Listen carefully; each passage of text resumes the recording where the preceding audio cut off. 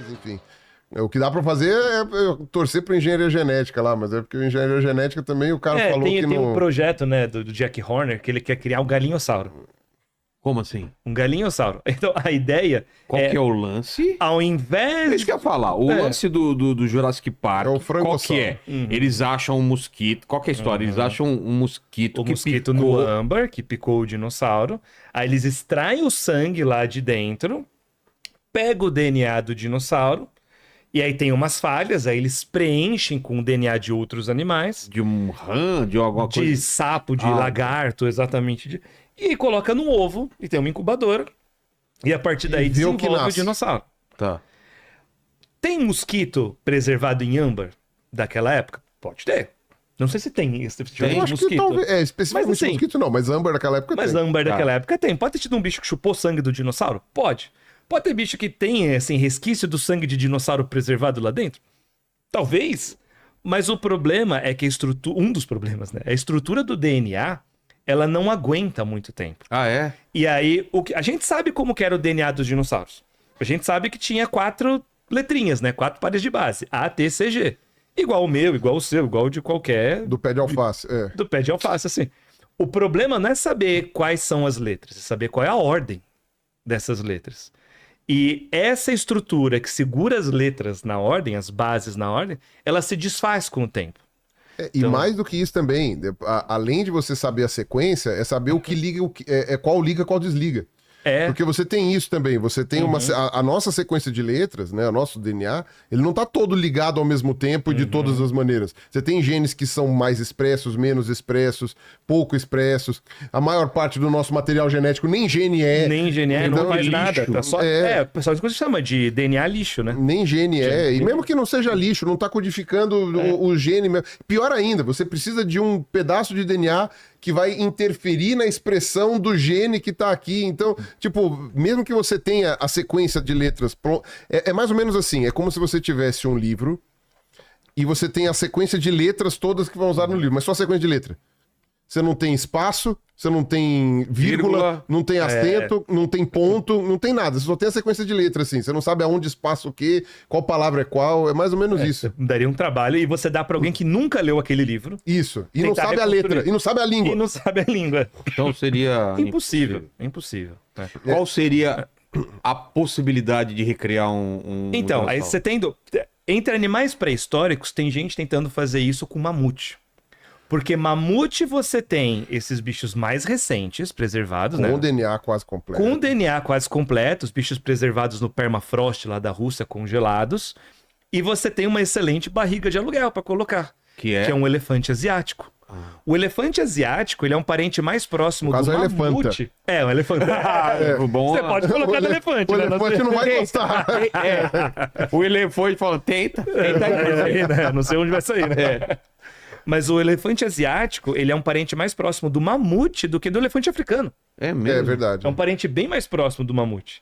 Então você teria essa barriga de aluguel, daria pra fazer. E no caso dos dinossauros? É. Aí entra o que o Jack Horner, né, que é um paleontólogo, tentando, entre aspas, fazer, que é, vou pegar um dinossauro atual, são as aves, vou pegar um que seja fácil de conseguir, por exemplo, uma galinha, e eu vou tentar manipular o embrião dessa galinha para que as características primitivas dos outros dinossauros apareçam nela.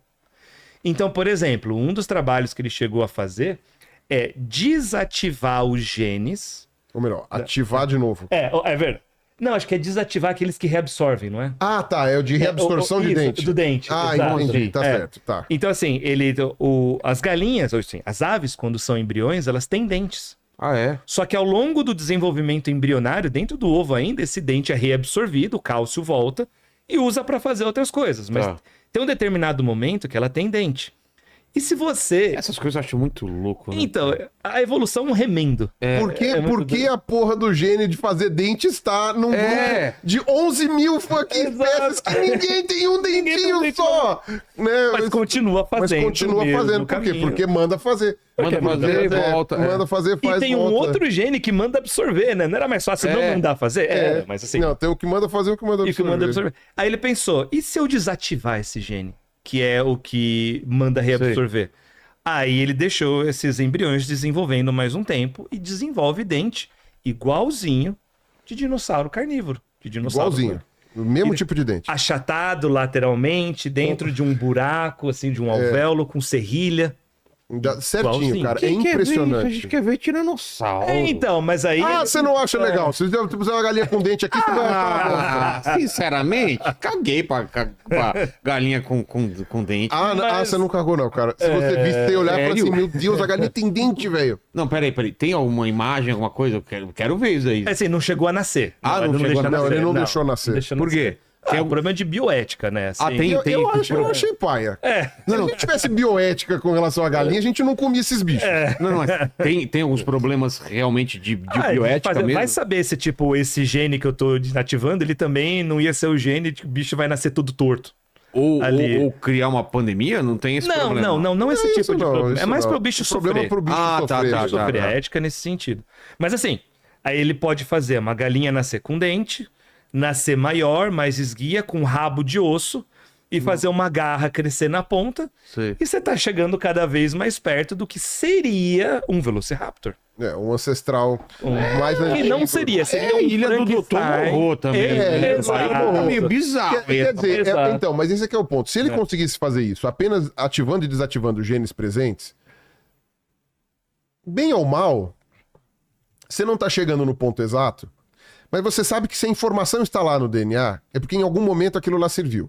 Então, de alguma maneira, você tá...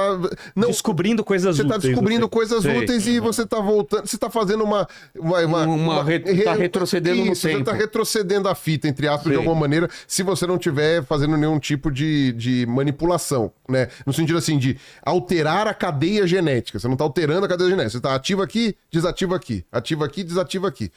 O grande problema, por exemplo, do rabo, que foi porque ele falou que não tem como, é que Não entendi. Que é o lance do rabo? a sequência genética que faz o rabo longo nas aves foi perdido. Ah, tá. Então aí houve uma deleção gênica. Aquele pedaço foi deletado, Sumiu. sumiu. Então você teria que fazer aí sim uma engenharia genética De pegar- esse trecho de um crocodilo, sei lá do que fosse, e colocar. Aí começa a virar Frankenstein.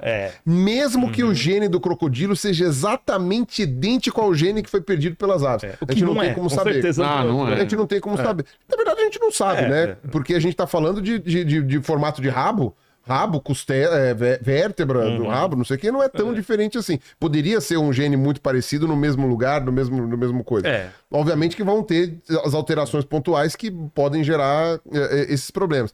A questão é que o rabo das aves, né? E isso é uma coisa legal, né? A gente tem no registro fóssil todas as etapas intermediárias de um rabo comprido, ficando curtinho, né, para as aves. Você tem lá o rabão comprido, sei lá, do Velociraptor, do Microraptor, o que é que seja.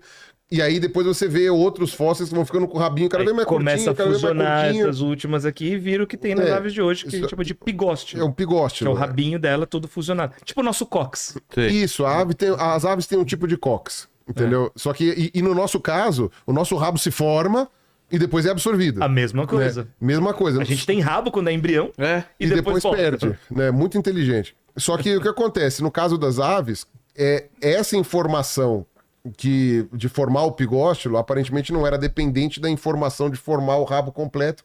De alguma maneira, um pedaço gênico ali se perdeu e hoje você não consegue reverter isso, a menos que você coloque um pedaço de gene lá. Então ele falou, o frangossauro pode ser que o rabo já não vai rolar. O rabo já não vai rolar, mas os dentes rolaram. Aí teve tem o que tamanho, ver o formato outras do corpo. coisas que poderiam fazer de diferente aí, né? Mas seria interessante. A garra siriema tem, né? Exato. A garra siriema tem, a garrinha. Tem a garra curva, né? Ah, tá. igual aquela ali, né? Não sei se você já viu. Já viu o pé de siriema? Não. Essa garra Opa, aqui. peraí. Isso, essa garra curvada, né? Que é típica. Mas o papagaio, o arara, não tem uma garra assim também? Tem algumas, mas não é tão comprida, é tão alongada. tá. Essa é uma garra que é alongada e curvada. Assim, for tipo uma foice. Quem vai ter isso daí é arpia. Ah. Águia, né? Também. É. Eles... Ó, deixa eu ver o pé da siriema aqui. Eu vou pegar. Essa Parece fotinha. que tá boa. Parece um Essa, pé de Velociraptor. essa fotinha tá razoável aqui. Deixa eu ver. Ó, dá uma olhada aí, pô. Você acha que tá legal, Paulo, esse seu fone desse jeito que você tá usando? Você acha que você acha que é uma bandana? Olha só, Esse é o mano. pé da Siriema, ó. Bicho brasileiríssimo.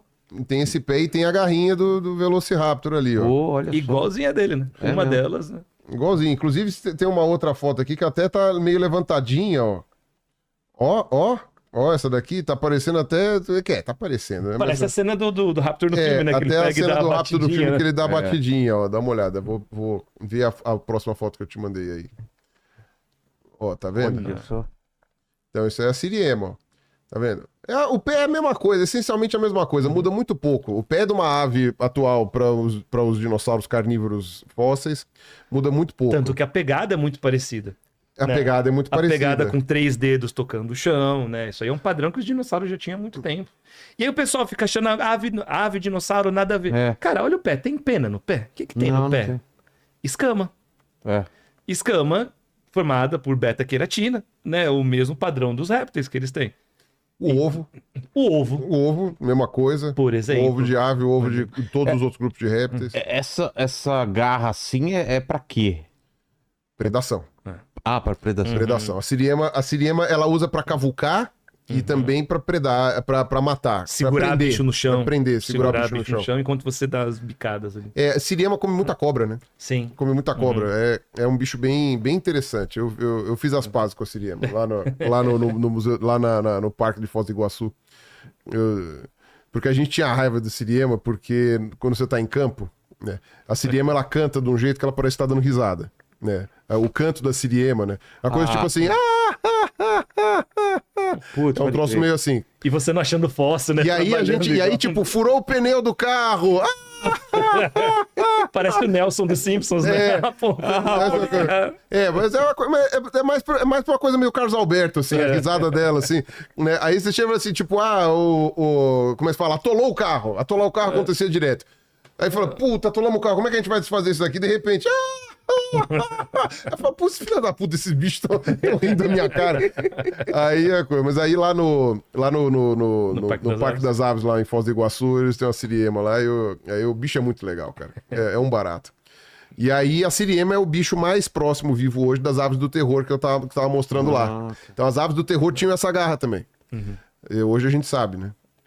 Então... E era uma época que as aves comiam cavalos. Porque a ave do terror era enorme e os cavalos eram pequenininhos. Ah, tá. Assim, o cavalo é desse tamanho aqui. é verdade, né? Os primeiros cavalos. então Nós estamos uma falando época- do gênero Equus, Não, né? dos equídeos. Né? Não, então, aí tem essa coisa. Então, por isso que o frangossauro talvez não saia, né, do Jack Horner, que seria uma maneira de fazer. Agora, uma coisa curiosa pra dizer é que você falou que, talvez possa ter algum resquício de sangue dentro do mosquito, não sei o quê. Não tem, Não? porque o mosquito é oco. Esses bichos preservados em âmbar Apodrece tudo por apodrece tudo por dentro. Porque ele protege a carapaça, no caso, o exoesqueleto, né, casca, do bicho. Mas a parte de dentro as bactérias comem, né? As próprias bactérias As do corpo bactérias dele, do corpo dele, né? Que é o que come a gente quando a gente morre, né? E geleira derretendo, pode ter alguma coisa. O problema é assim, você não tem gelo da época dos dinossauros. Ah, não? O gelo mais antigo do mundo hoje é o gelo que recobre a Antártica. Certo. Algumas camadas de gelo mais inferiores, e o congelamento da Antártica começa acho que uns 30 milhões de anos. 30 milhões de anos. Ah, então, Então, não chega. o gelo mais antigo é 30 milhões de anos. E o gelo os dinossauros grandes morrem há 66 milhões de anos. Agora, ainda assim, deve ter coisa muito interessante no gelo da Antártica. Que a gente não tem condições sim. de cavucar lá. Mas que a gente vai achar uns bichos muito loucos, a gente vai. Inclusive aves muito legais. E, por exemplo, uma coisa muito doida. O ornitorrinco mais antigo do mundo é da Argentina. É da Argentina. O fóssil mais antigo do mundo de ornitorrinco é da Argentina. Então, talvez os ornitorrincos tenham surgido aqui na América do Sul. Como é que eu vou parar na Austrália? Provavelmente pela Antártica. Ou E aí- surgiram lá e chegaram até aqui. E chegaram até aqui pela Antártica. A Antártica foi uma ponte, muito ser. provavelmente. Mas como é que você vai escavar lá no meio? Tem 4 km de gelo? Não, e a própria diversificação das ratitas, né? Das aves que não voam, né? A própria diversificação. Então, Tem aqui e tem lá, né? avestruz, ema, kiwi, o casuar, o emu, todas essas aves grandes que não voam, elas todas estão vinculadas aos continentes do sul. E ema aqui, né? E aí, então, e aí você tem ali a Antártica nitidamente um hub de dispersão dessas aves. Só que esse hub congelou. E aí, agora imagina os que fósseis loucos que não deve ter ali embaixo. na parte de baixo do Mas é do gelo proibido antártico. você escavar o... Não Não é dá. proibido. Tenta lá. Tecnologia. Não tem como. Tenta lá. Não Cara, dá. Nas partes mais centrais é 4 km de espessura o gelo. Não, e mesmo que você consiga... Por exemplo, o Lago Quer Vostok... dizer, o aquecimento global talvez acelere um pouco. Ah, mas ainda vai demorar. Mesmo da Antártica, olha, pode colocar É muito 2.200. gelo. É muito gelo. E por exemplo, que nem você tem o Lago Vostok, que fica na parte... agora eu não sei se é leste ou oeste da Antártica, porque ela tá no meio, né? Ela tá por coisa. Então, mas enfim, o Lago Vostok é o que fica do lado de lá, que tá mais perto da Austrália do que daqui. O Lago Vostok, a gente sabe que ele existe, mas ele está sob uma capa de gelo de sei lá quantos quilômetros, né? Lá no meio da Antártica. E o pessoal faz estudo lá. E você tem testemunho de gelo que o pessoal cavuca, né? Faz sondagem. Porta, né? Eles conseguiram chegar a 800 mil anos. O quê? 800 mil anos. muito longe, Não né? chegou em 1 quilômetro. Mas já é coisa não chegou pra em 1 milhão. caramba. Não chegou em 1 milhão de anos. 800 mil anos já é coisa pra caramba. Porque você tem que levar em conta também que gelo... por exemplo, o congelamento da Antártica começou há 30 milhões de anos. Só que esse congelamento que começou há 30 milhões de anos quer dizer que todo aquele gelo não chegou a derreter em nenhum momento e recongelar de novo. Porque hoje, por exemplo, quando você vai ver esses negócios de mudança climática, você vê a dança do gelo da Groenlândia, que eles fazem de congela no inverno, degela no verão. Congela no inverno, degela no verão. E eles têm umas marcações do gelo velho contra o gelo novo. O gelo velho é aquele que continua congelado mesmo no verão. E muitas vezes ele troca. Então, tipo, por exemplo, aqui o gelo velho derreteu e aqui continuou aqui. No ano seguinte, aqui derreteu e aqui ficou. E aí aqui não sei o quê. Então, tipo, mesmo que o congelamento da Antártica tenha começado há 30 milhões de anos, é possível que o gelo mais antigo da Antártica não tenha 10. Mesmo assim, se tiver 10, caralho, 10 milhões de anos. Caralho. Que legal. Mas a gente só conseguiu cavucar até 800 mil anos.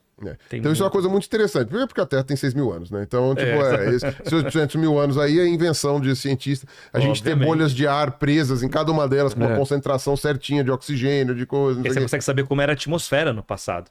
Então é assim que você sabe, provavelmente, como que você tinha concentração de carbono há, tipo, 10 mil anos, 50 mil anos, 100 mil anos. Como que era o efeito estufa. Sabendo a concentração de carbono, você consegue estimar melhor qual que era a temperatura média do planeta.